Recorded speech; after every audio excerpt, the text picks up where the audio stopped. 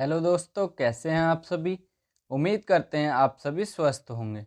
आप सभी का बहुत बहुत स्वागत है हमारे यूट्यूब चैनल ट्रिकी हिंदी पर। दोस्तों, आज की इस वीडियो में हम बात करने वाले हैं हिंदी के टॉपिक वर्णमाला के बाद संज्ञा के बारे में। एक टॉपिक वर्णमाला हम कंप्लीट कर चुके हैं। आज की हमारी क्लास होने वाली है संज्ञा के बारे में, जो कि थ्योरी क्लास होगी और पहली क्लास है। तो चलिए अपने इस क्लास को शुरू करते हैं और बात करते हैं संज्ञा के बारे में। जानते हैं इसकी परिभाषा और इसका अर्थ क्या होता है और संज्ञा शब्द की उत्पत्ति कैसे हुई है। तो संज्ञा शब्द की उत्पत्ति ज्ञा धातु में सम उपसर्ग एवं अंग प्रत्यय लगाकर की गई है। इस एक लाइन से आपके पेपर में 3 प्रश्न पूछे जा सकते हैं। सबसे पहला प्रश्न आपसे पूछा जा सकता है, संज्ञा शब्द की उत्पत्ति किस धातु से हुई है। तो पहले प्रश्न का उत्तर होगा संज्ञा शब्द की उत्पत्ति ज्ञा धातु से हुई है। दूसरा प्रश्न आपसे पूछा जा सकता है कि संज्ञा शब्द में कौन सा उपसर्ग है, तो सम उपसर्ग है। और आपसे तीसरा प्रश्न पूछा जा सकता है कि संज्ञा शब्द में कौन सा प्रत्यय है, तो प्रत्यय लगाया गया है अंग। तो एक लाइन से आपसे 3 प्रश्न पूछे जा सकते हैं। फिर आपसे पूछा जा सकता है संज्ञा का अर्थ क्या होता है। तो आगे जानते हैं, आइए। जिसका अर्थ है सम्यक ज्ञायते अन्य इति संज्ञा। ये एक संस्कृत के वाक्य से अर्थ बताया जा रहा है कि जिसके द्वारा किसी व्यक्ति, वस्तु, स्थान, प्राणी, अवस्था, गुण या भाव आदि का ज्ञान हो, उसे संज्ञा कहते हैं। आपसे यह वाक्य भी देकर पूछा जा सकता है और आपसे संज्ञा न देकर यहाँ पर लिखा जा सकता है सम्यक ज्ञायते अन्य इति का, और ऑप्शन में आपको संज्ञा देखने को मिलेगा तो आपको वही उत्तर लगाना पड़ेगा। ये अधूरा वाक्य आपको दिया जा सकता है, तो इस वाक्य को भी अच्छे से पढ़कर जाएं। आगे बात करते हैं। अतः किसी विशेष व्यक्ति, वस्तु, स्थान अथवा उसकी संपूर्ण जाति, गुण, धर्म या फिर समूह का बोध कराने वाले विकारी शब्द को संज्ञा कहते हैं। तो यहाँ से हमारी परिभाषा निकल कर आई कि वे विकारी शब्द जो किसी विशेष व्यक्ति, वस्तु, स्थान अथवा उसकी संपूर्ण जाति, गुण, धर्म और उनके समूह का बोध कराएं, संज्ञा कहलाते हैं। जैसे पाठशाला, लक्ष्मण, गाय, घर और आदि बहुत सारे शब्द हैं जो संज्ञा के अंतर्गत आते हैं। अब बात करते हैं संज्ञा के कार्य। तो संज्ञा के कार्य क्या क्या होते हैं, ये आपने अभी तक मेरे ख्याल से नहीं पढ़ा होगा। तो मैं छोटे से छोटे बेसिक्स को लेकर अपनी थ्योरी क्लास में आया हूँ। तो इस क्लास को लाइक कर दें और चैनल को सब्सक्राइब कर लें। अपने सभी दोस्तों को बता दें जो भी यूपी टेट की तैयारी कर रहे हैं कि यहाँ पर फ्री थ्योरी क्लासेस चल रही हैं और बिल्कुल राइट एजुकेशन आपको दी जा रही है। तो संज्ञा के कार्य की बात करते हैं। संज्ञा के प्रमुख कार्य निम्न हैं, जिनमें से पहला कार्य है ऐसे नामों का बोध कराना जो संसार में सिर्फ एक हों। तो संज्ञा का पहला कार्य है कि संज्ञा शब्द जो होते हैं ऐसे नामों का बोध कराते हैं जो संसार में केवल एक ही होता है। उदाहरणों की बात करते हैं, जैसे राम, ऋग्वेद, जुलाई, दिवाली, एशिया, श्याम, रामायण, गंगा, हिंद महासागर, आर्यव्रत, चंद्रमा, बरेली, दिल्ली, पृथ्वी, होली, सोमवार, भारत, श्याम आदि।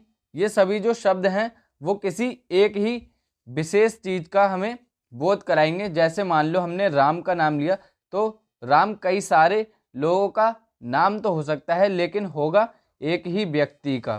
तो जो एक हो उसी के बारे में बात करता है संज्ञा। दूसरा, जैसे शब्द लिया हमने भारत, तो भारत देश केवल एक ही है। फिर एशिया, एशिया महाद्वीप हमारा एक ही है। उसके बाद होली का त्यौहार एक ही होता है। फिर हिंद महासागर, महासागर तो कई सारे हैं लेकिन हिंद महासागर एक ही है। तो उम्मीद करता हूं आप लोग समझ गए होंगे। उसके बाद बात करते हैं संज्ञा के दूसरे कार्य के बारे में। संज्ञा का दूसरा कार्य है ऐसे नामों को बताना जिससे उनकी जाति का बोध हो। अर्थात पहला काम था कि पर्टिकुलर एक ही चीज को बताएंगे, किसी विशेष एक ही चीज को बताएंगे। दूसरा काम है ऐसे नामों को बताएंगे जिससे उसकी पूरी जाति का बोध हो जाएगा। देखते हैं उदाहरण। तो उदाहरण है मनुष्य, मनुष्य जाति पूरी बोध हो रहा है।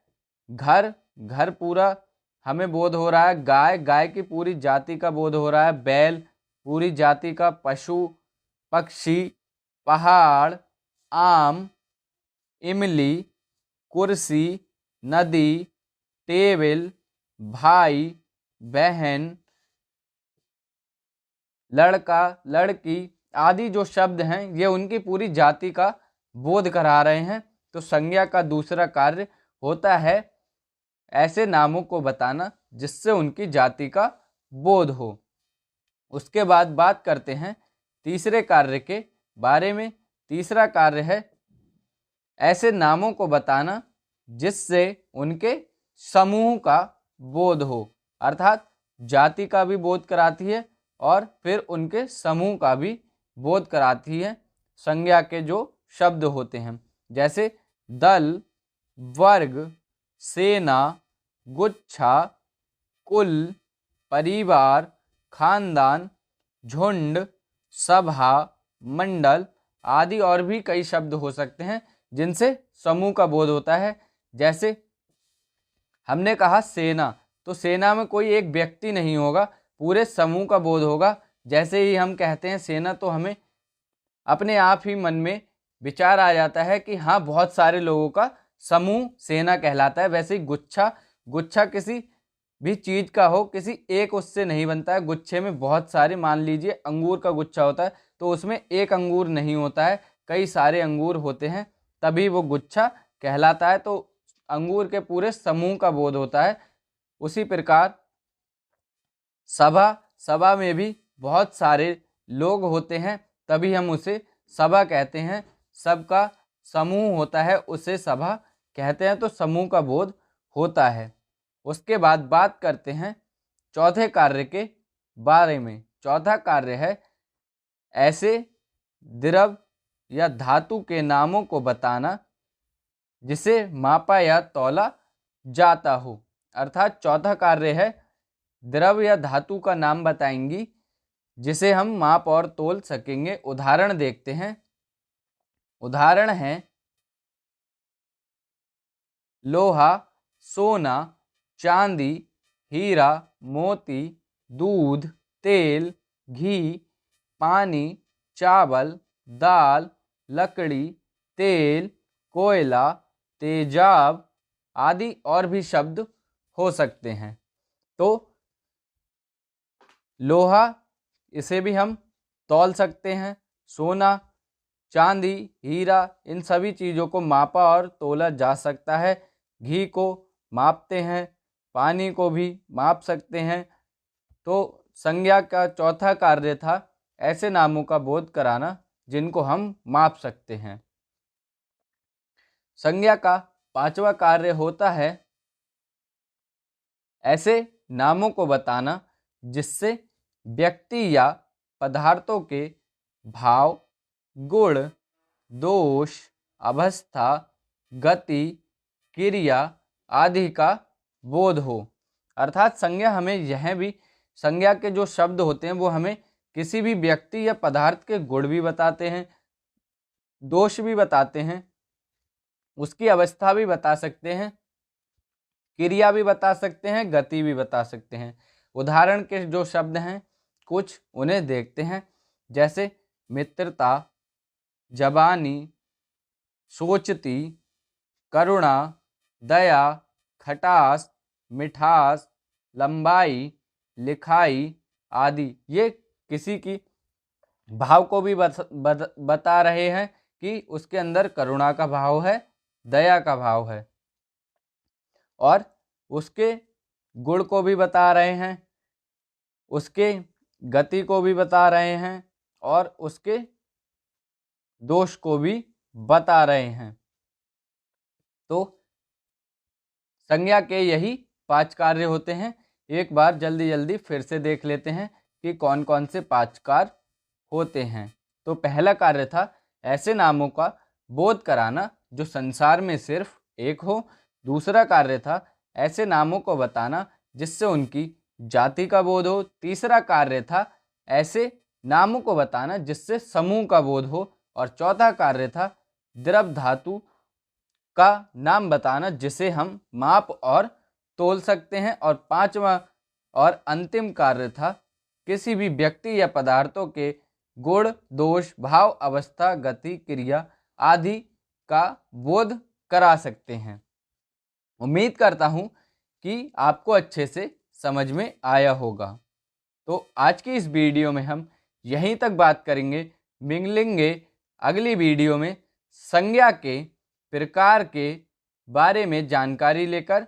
Thank you for watching the video. उम्मीद करता हूं आपको दी गई जानकारी अच्छे से समझ में आई होगी। अगर आपको वीडियो में बताई गई जानकारी समझ में नहीं आई है तो आप इन नोट्स के स्क्रीनशॉट लेकर आराम से घर पे नोट्स बना सकते हैं। और अगर मेरे समझाने से आपके समझ में नहीं भी आया है तो आप खुद की स्टडी करके और इस वीडियो को देखकर आराम से समझ सकते हैं। और अगर वीडियो अच्छी लगी है वीडियो को लाइक कर दें, चैनल को सब्सक्राइब कर लें। और ट्रिकी हिंदी पर आपको जल्दी ही और सभी सब्जेक्ट की क्लासेस भी देखने को मिलेंगी। आशा करता हूँ एक बार फिर आपको मैं जानकारी देने में सफल हुआ होऊंगा। Thank you for watching the video. Again subscribe कर लीजिए ट्रिकी हिंदी चैनल को, क्योंकि आपके यूपी टेट के एग्ज़ाम की तैयारी की गारंटी 100% सफलता की गारंटी हम देते हैं अगर आप इन क्लासेस को देखते हैं। तो मिलेंगे अगली वीडियो में, तब तक के लिए पढ़ते रहिए, स्वस्थ रहिए। धन्यवाद।